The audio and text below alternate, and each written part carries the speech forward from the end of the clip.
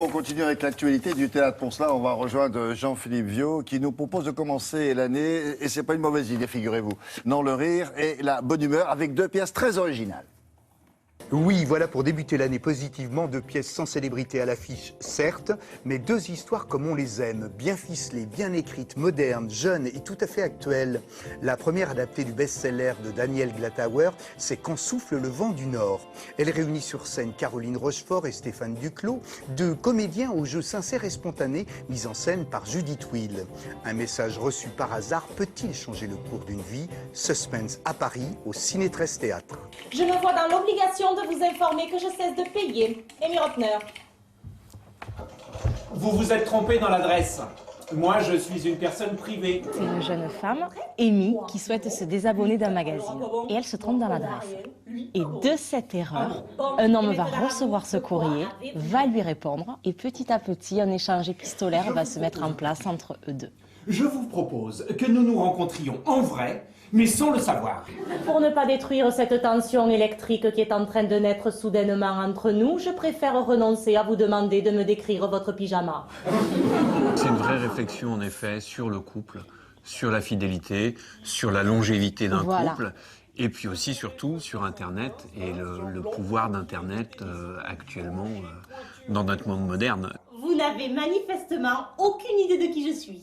Jean délavé, t-shirt noir, moulant, gros sein. Gros sein, typique. On fait l'amour en aveugle et puis on prend congé en aveugle. Le sexe à son plus haut degré de non-engagement.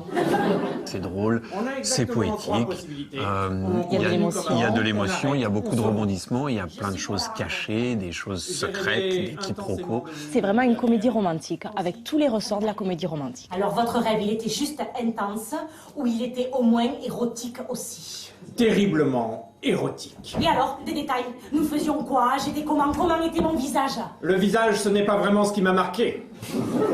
L'autre découverte du jour se joue également pour l'instant dans la capitale, au Théâtre des Béliers parisiens. C'est Les lapins sont toujours en retard, un titre improbable qui ne peut qu'attirer la curiosité.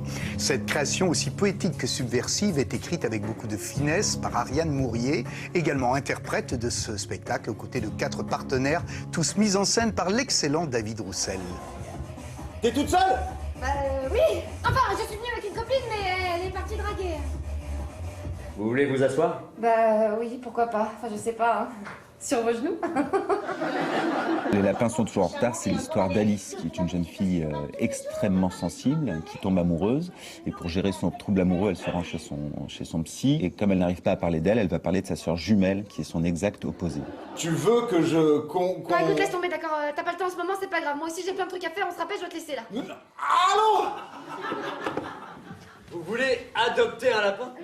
Mon idée en écrivant cette pièce, c'était de parler des ambivalences, des ambiguïtés qui nous habitent tous, nous, la génération d'aujourd'hui, la génération 2.0. Même, c'est pas la question, je peux pas les blairer, je vous dis, j'ai envie de les coffrer tout de suite. C'est un prêtre, un petit curé de rien du tout. Mais même, il va m'appeler ma fille, déjà ça va m'énerver. Tournier! Parfois le métier nous oblige à côtoyer les pires espèces de l'univers.